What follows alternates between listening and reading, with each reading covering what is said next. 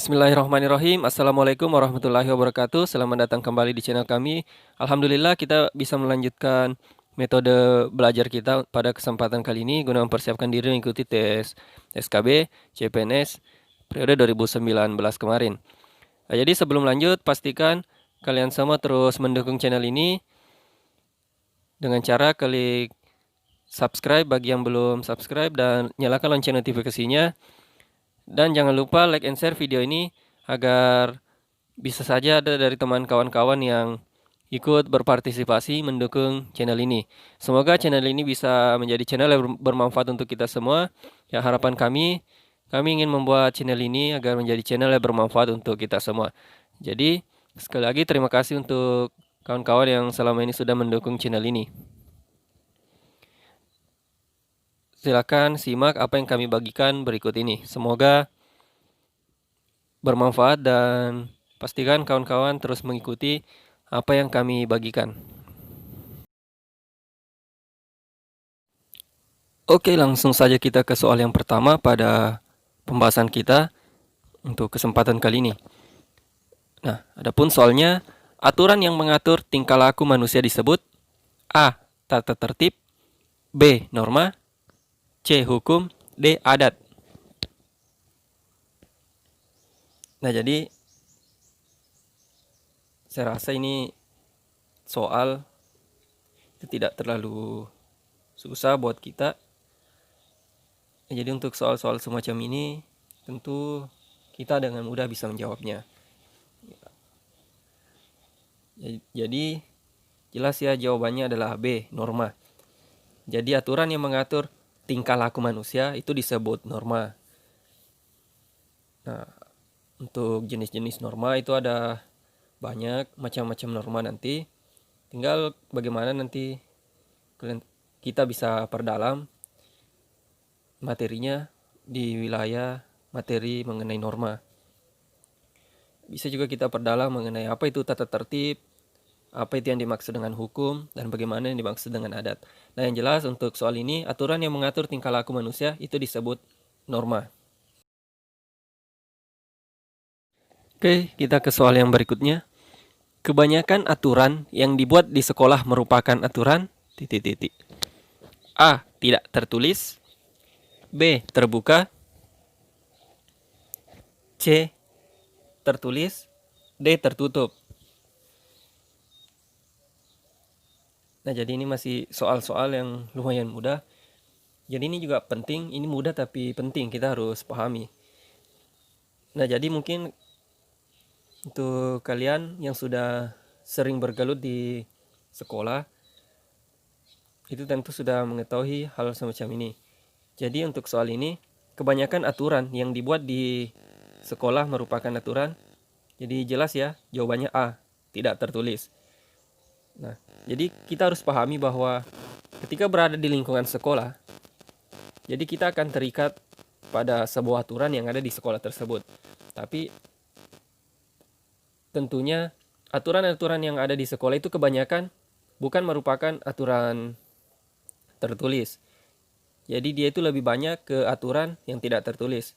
Nah, tapi kita harus pahami bahwa bukan berarti di sekolah itu tidak ada aturan tertulis. Itu ada, cuman karena soalnya yang ditanyakan adalah kebanyakan aturan yang dibuat di sekolah itu merupakan aturan apa. Jadi lebih banyak itu aturan yang tidak tertulis. Jadi jelas ya, jawabannya A, tidak tertulis.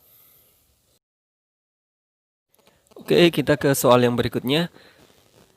Kitab suci Wujing dijadikan pedoman norma agama oleh pemeluk agama A. Islam, B. Kristen, C. Buddha, D. Konghucu.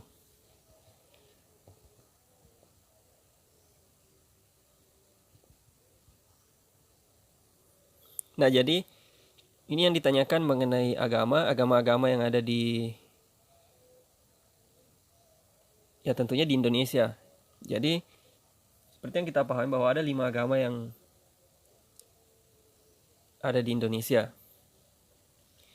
Nah, dan masing-masing memiliki kitab suci. Nah, untuk soal yang ini yang ditanyakan itu kitab suci Wujing. itu dijadikan pedoman norma agama oleh pemeluk agama, apakah agama Kristen, agama Islam, agama Buddha, atau agama Konghucu. Nah, jadi untuk yang ini jelas ya, jawabannya adalah D, yaitu agama Konghucu. Nah, jadi kitab suci Wujing itu dijadikan pedoman norma agama oleh pemeluk agama Konghucu. Nah, seperti yang kita ketahui, ada 5 agama yang diakui, dan masing-masing memiliki kitab suci. Yang pertama itu Al-Quran. Al-Quran merupakan kitab suci yang dijadikan pedoman oleh pemeluk agama Islam. Kemudian yang kedua kitab Injil. Nah, Injil itu merupakan kitab suci yang dijadikan pedoman bagi para pemeluk Kristen dan Katolik. Selanjutnya yang ketiga itu ada kitab suci itu yang namanya Tripitaka. Nah, Tripitaka sendiri itu kitab suci yang dijadikan pedoman oleh para pemeluk agama Buddha. Jadi Buddha, Tripitaka itu Buddha. Selanjutnya ada kitab suci yang namanya Weda. Nah, di sini Weda sendiri itu merupakan kitab suci yang dijadikan pedoman oleh para pemeluk agama Hindu. Selanjutnya Wujing dan Sisu. Nah, ini Wujing dan Sisu itu merupakan kitab suci yang dijadikan pedoman oleh para pemeluk agama Konghucu. Nah, sesuai dengan soal yang ditanyakan itu kitab suci Wujing. Jadi jawabannya adalah D, Konghucu. Oke, kita ke soal yang berikutnya. Berikut adalah contoh seseorang yang mematuhi norma kesusilaan, yaitu A. Berjalan kaki di sebelah kiri jalan raya.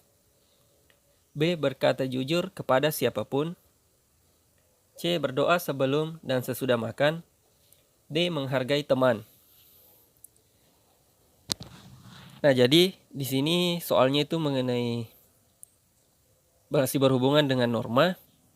Nah, jadi dari keempat pilihan jawaban ini semuanya merupakan perilaku yang baik. Itu sesuai dengan norma-norma yang ada. Nah, namun sesuai dengan yang kita bahas tadi untuk soal sebelumnya, itu kita berbicara mengenai norma, itu ada beberapa macam norma atau jenis norma. Nah, khusus untuk soal ini yang ditanyakan itu mengenai norma kesusilaan. Jadi untuk norma kesusilaan sendiri itu ada beberapa poin yang sesuai dengan perilaku norma kesusilaan.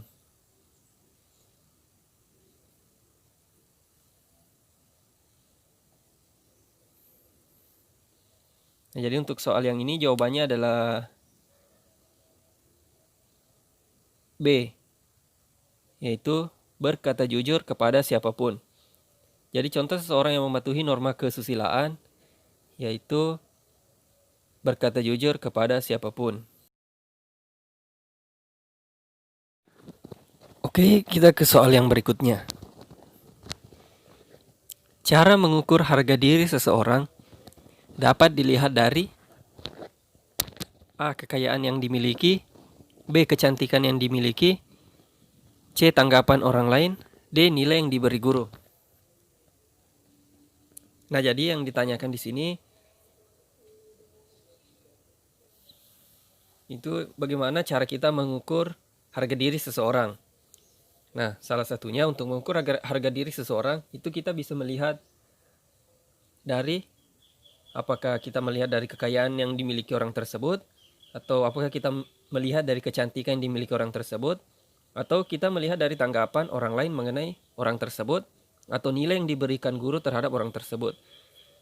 Nah, jadi untuk soal ini jelas ya. Jadi salah satu cara untuk mengukur harga diri seseorang kita bisa lihat dari C, tanggapan orang lain. Jadi untuk mengukur harga diri bisa kita lihat dari tanggapan dan pengakuan dari orang lain. Jika tanggapan dan pengakuan dari orang lain bagus, maka harga diri orang tersebut juga bagus. Namun jika tanggapan dan perilaku atau perlakuan dari orang lain tidak bagus, maka harga diri orang tersebut juga bisa jadi tidak bagus. Nah, walaupun tidak mutlak, tapi ini merupakan salah satu aspek yang bisa kita jadikan tolak ukur untuk mengukur harga diri seseorang. Walaupun masih banyak cara-cara lain, cuma di sini tanggapan orang lain merupakan salah satu cara. Jadi jelas ya sampai di sini. Jawabannya itu adalah C.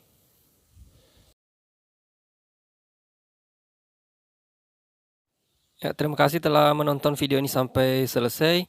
Terima kasih telah mengikuti pembahasan ini sampai selesai. Jadi sekali lagi jangan lupa klik tombol subscribe dan nyalakan lonceng notifikasinya. Ya, semoga kita semua dalam keadaan sehat selalu agar bisa lebih semangat untuk mempersiapkan diri mengikuti tes SKB nanti.